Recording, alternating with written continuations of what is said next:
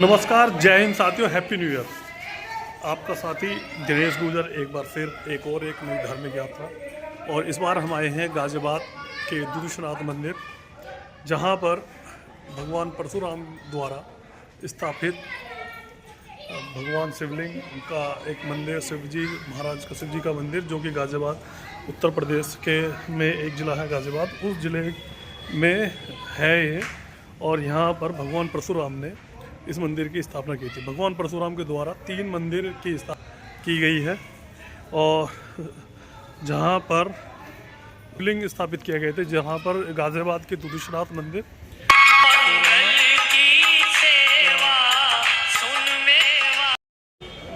साथ आप देख पा रहे हैं दुदुशनाथ का मंदिर।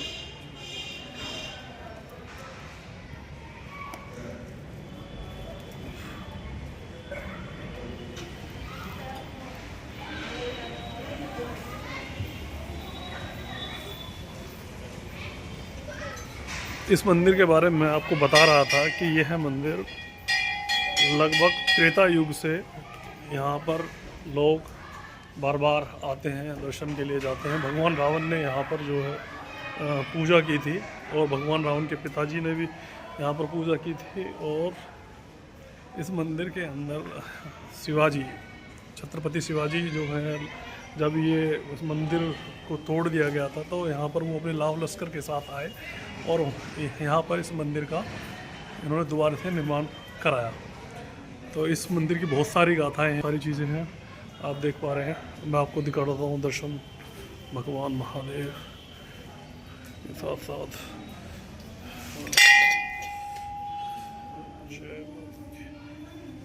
हर हर महादेव, हर हर महादेव,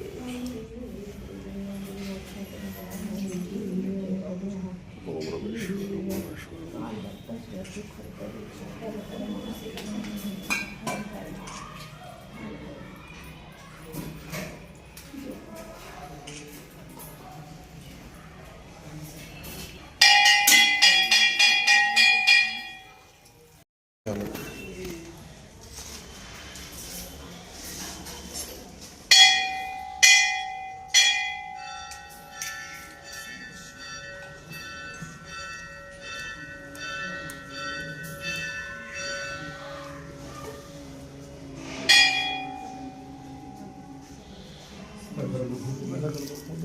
ये साथियों, ये जो है मंदिर का आंगन, पीछे बैक साइड पे, यहाँ से एग्जिट करके हम दर्शन करने के बाद यहाँ से निकल जाते हैं। और यहाँ पर आप देख पाएंगे, और यहाँ पर भी भगवान महादेव के बहुत सारे शिवलिंग आप देख पाएंगे। यहाँ ये देखिए आप, और ये है वो पेड़, इस मंदिर का प्रांगण। हर हर महादेव, ओम नमः शिवाय। यहाँ भी लोग जो है पूजा करते हैं, जल चढ़ाते हैं। हमने जल चढ़ा दिया है। थोड़ा सा ये है यहाँ पर इनका भवन।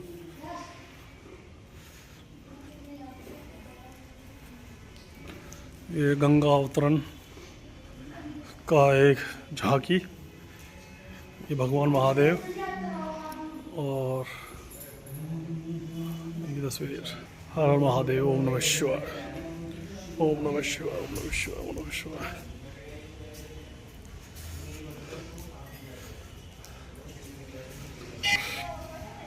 थोड़ा सा काम चल रहा है।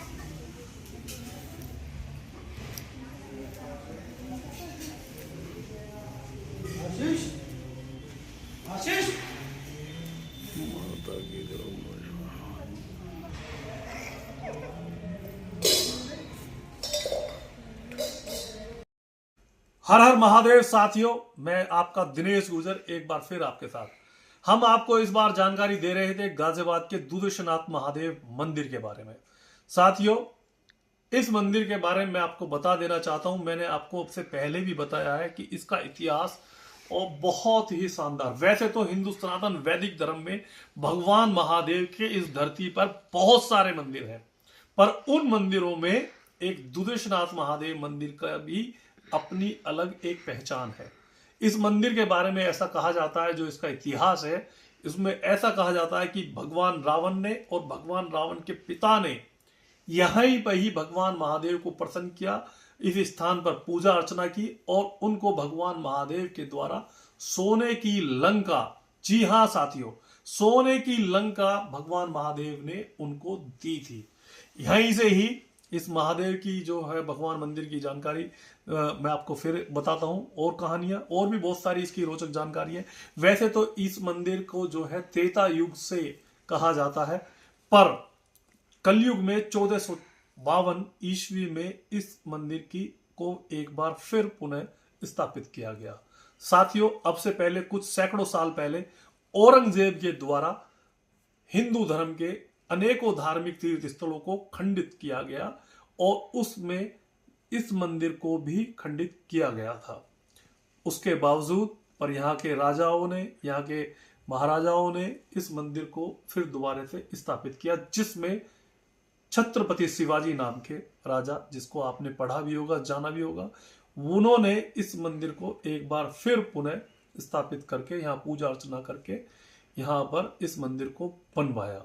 साथियों, इसके एक और रोचक मैं जानकारी देता हूं कि इतिहास के पन्नों पे जो हम लोग को जानकारी मिली है, इसकी जानकारी ये है कि यहाँ पर गाजियाबाद के अंदर कैला नाम का एक गांव, उस कैला गांव के अंदर बहुत सारे जो गाय पालते थे, जो गाय ग्वाला थे, वो लोग अपनी गायों को दूसरे गौ पालक जो गौ को चराते थे, उन लोगों को वो गाय दे दिया करते थे। और वो इस गाय को, क्योंकि यहाँ पर हिंडन नदी, माँ हिंडन नदी जो है वो बराबर में ही बहती है, हिंडन नदी बहने के कारण यहाँ पर गौ पालक जो हैं, जो गायों को जो पालते हैं, गौ को चराने जाते थे, वो लोग यहाँ इन गायों को ले जाकर और गायों को चराते थे।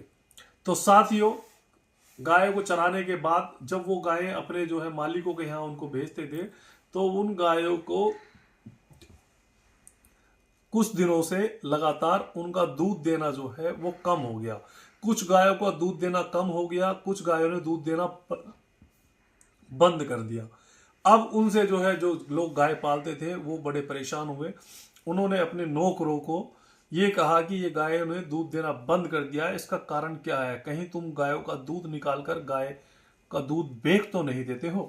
पर इसके बावजूद जो है तो उनको दंड देने का उन्होंने जो है, जो बेचारे गाय चराने जाते थे, उन्होंने अपने मालिकों से निवेदन किया, आग्रह किया कि हम ना गाय का दूध पीते हैं और ना हम गाय का दूध जो है निकाल कर बेचते हैं, हम तो गाय को चराकर हिंडन नदी पर और वापस आपको हम दे देते हैं। तो कैला गांव के जो ग्रामवासी थे वो बहुत ज्यादा परेशान हुए, तो उन्होंने दंड स्वरूप उन सब लोगों को सजा देने का फैसला किया। पर नौकरों ने जो है फिर उनसे कहा कि आप हमें 2 दिन का समय दीजिए, हम भी जानना चाहते हैं कि गाय का दूध आखिर जाता कहाँ है।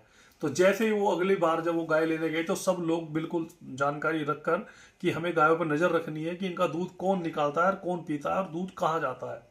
तो वहीं कैला गांव के बाहर एक जो है टीला था, उस टीले पर जब गाय माता जाती थी तो वहां पर अपने आप ही उनके गायों के थनों से दूध निकलने लगता था। और जब दूध निकलने लगता था तो उन्होंने जब देखा, तो क्योंकि भाई ये एक स्थान पर सारी गाय माताएं जो है वो दूध उनके थनों से निकल रहा है, निकलने के बाद जो है उन्होंने मालिकों को जाके बताया कि उन्हें कहा भाई चलो इस बात की हमें तसल्ली हो गई। और जैसे ही उन्होंने उस टीले से उन गायों को हटाया तो गायों के थनों से दूध जो है निकलना बंद हो गया।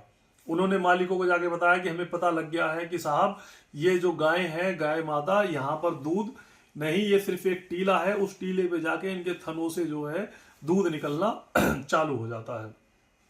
उन्होंने कहा कि तुम एक झूठ को छिपाने के लिए, अपनी चोरी को छुपाने के लिए हमें झूठ बोल रहे हो। उन्होंने कहा साहब आप हमारे कहने से देख लीजिए। तो उन्होंने जो है वो सारे किसान और ग्रामवासी जो है अगले दिन फिर गए, तो सब लोगों ने देखा जैसे ही गायों माताएं जो है वो हम वहां पर गई तो सारी गायों ने वो दूध देना जो है उनके थनों से निकलना चालू हो गया। तो इस तरीके से ग्रामवासियों को अपने उनको पाप, उन्हें लगा कि हमसे जो पाप होने वाला था, हम इन नौकरों को, जो और लोगों को जो गायों को चराने जाते थे, इनको हम जो सजा देते उससे हमें जो है दोष मुक्त हम लोग हो गए हैं। और ये बिल्कुल सत्य है कि ये गाय के थनों से दूध अपने आप ही निकलना चालू हो जाता है। तो ये बात सुनकर उन्हें जो है बड़ा अचंभित और देखकर बड़ा अचंभा हुआ। इतने में ही वहां पर कैला गांव के पास ही थोड़ी दूरी पर एक गांव है, कोट नाम का गांव। वहां पर जो है कई जूड़े अखाड़े के जो महंत हैं वो लोग रहते थे। उनमें से जब उन महंतों को ये बात पता लगी कि भाई वहां पे ऐसा हो, तो उन महंतों ने वहां पर जाने का फैसला किया। और जब उन्होंने देखा तो जब वहां उसे खोदा तो खोदने के बाद वहां पर एक शिवलिंग की जो है उनको दिखाई दिया।